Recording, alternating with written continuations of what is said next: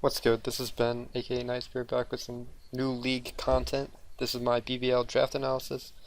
BBL is a semi-Ubers league in which you are basically allowed like 1 to 2 Ubers, and then you have to draft the rest from like OU and below. So let's just go into my drafts real quick. Hold on. So for this draft, I kind of just wanted to go for bulky offense. I didn't want to get anything too stally or too hyper offense, so I decided to pick a Zygarde 100% for my first mon. The reason why I went with Zygarde to begin with was it's really cheap in terms of like Ubers. Like, it's not too expensive. It allows me to build out my team further on down the line. You know, I don't want some like broken Uber and then just a bunch of like not so good Pokemon to support it. I really wanted to build around Zygarde, so. And I really like Zygarde. I played with regular in an OU league and did pretty well with it, so wanted to try it. Zygarde 100%. Really helps the bulky offensive theme, and yeah, it's just a nice pick. It also helps counter Mega Groudon, or not Mega Groudon, but Primal Groudon, which is a big threat in this league. But anyway, next up is Magearna. Also another good bulky offensive Pokemon. Is not allowed Z-move. You can only have Z-move on Pokemon that have 16 points or less. And obviously Magearna's worth 18 points. But Magearna's it's a pretty decent mod. It even without the Z-moves, it can still use Shift Gear sets and sweep due to the Soul Heart being being kind of broken. I think Soul Heart's broken with the special attack boost. But AV set also helps with generating initiative and momentum. Also being able to take ridiculous hits if you're AV, and max with F, it just absorbs hits basically. It gets Volt Switch, Floor Cannon, tons of coverage, yeah, I've also had success with Magearna, so I felt like these two picks were really safe. They also establish a nice Steel Fairy Dragon Core with 2 Pokemon, which lets me have a lot more versatility with my draft. I can start drafting role picker, or like I can draft Pokemon that fill certain roles rather than trying to fill out some type combinations. Because these two picks I think work really well together. Because Magearna basically covers all of Zygarde's weaknesses.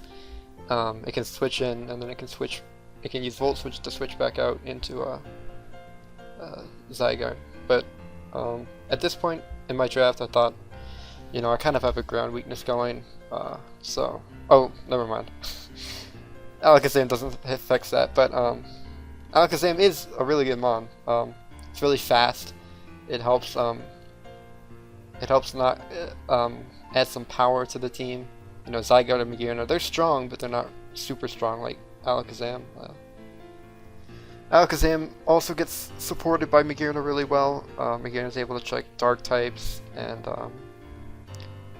it resists bug, which Alakazam is weak to. It doesn't really help with steals, which we'll get on. I mean, Zygarde can help with steals, but you know, Alakazam's just a really solid Pokemon.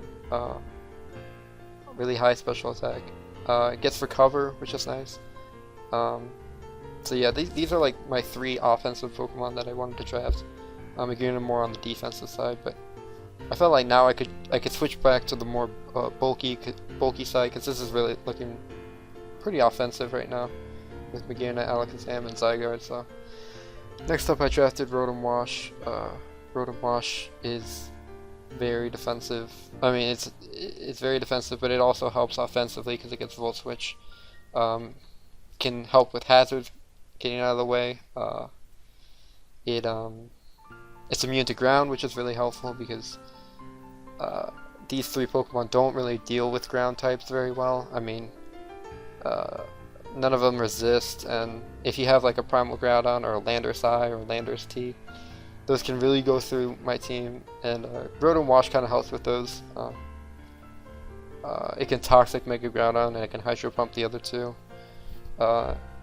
And it's just really helpful in generating momentum along with Magearna. It also checks Magearna's weaknesses, being fire and ground. Both resist those, and then Magearna resists Rotomwash's. weakness being grass, so just a very helpful core. And then to further bolster that core, I drafted Tangrowth because Tangrowth is a beast defensively, and it has, you know, decent attacking stats. It's like 100, I believe it's 110 special attack and 100 physical attack. It can work specially defensive if you add an Assault Vest, and obviously has ridiculous defensive stats and HP. The only problem is it's slow, so it can kind of lose momentum, but you can kind of gain it back if you have with McGee and Rotom, because they're defensive threats that also generate momentum. So you don't really need Tangrowth is fine losing momentum because you can always gain it back, and you know, you get knockoff and sleep powder, which kind of help disrupt the opponent and throw off their momentum. So I think Tangrowth being kind of that slow, stally Pokemon doesn't really hurt the team too much offensively. Next up is Drapion. Now, I really wanted a Pursuit Trapper for Alakazam because Psychic types kind of bother the team. Megirna walls them, but it can't really do much back if they're like a Calm Mind Roost set. Like, if Mew came out, I would have a problem with it, but Drapion helps with that a little. It helps with Ghost types. Alakazam has a problem with Ghost types. Like if they're Scarf, they can outspeed and just click Shadow Ball, like things like Gengar. A real problem for this team, so Drapion helps Pursuit Trap. It also gets access to Toxic Spikes, and yeah, it's just a solid mon in general. It gets nice defensive stats.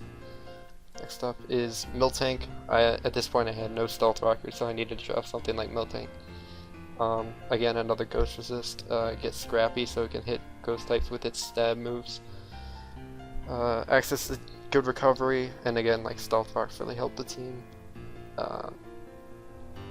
Yeah, it's also, you can also run Sap Zipper, which could be helpful if I wanted to pair it with Rotom.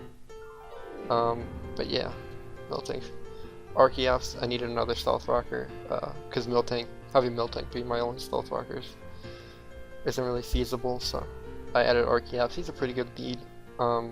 That's all he's really good for, though. I mean, 5 points, you're not really going to get much out of a 5-point mon, but you can get a lot out of Archeops. It can be run as other stuff besides Rockers, but mainly I'm going to use it to set up rocks and endeavor things. And Taunt, I think it gets Taunt, I'm pretty sure. So, it's a nice lead. Next up is Golurk. Golurk is another rocker because I needed another one. And it's just also a nice bulky attacker. It can get hits off. Gets nice coverage with Iron Fist. And yeah, it's just a decent mon. Another ground type, because I didn't want my only ground type to be Zygarde. Golurk being another one is nice, especially because it adds 2 more immunities, so it's immune to 3 different types, which can be helpful sometimes. Next up is Probapass, kind of a meme pick, but Probapass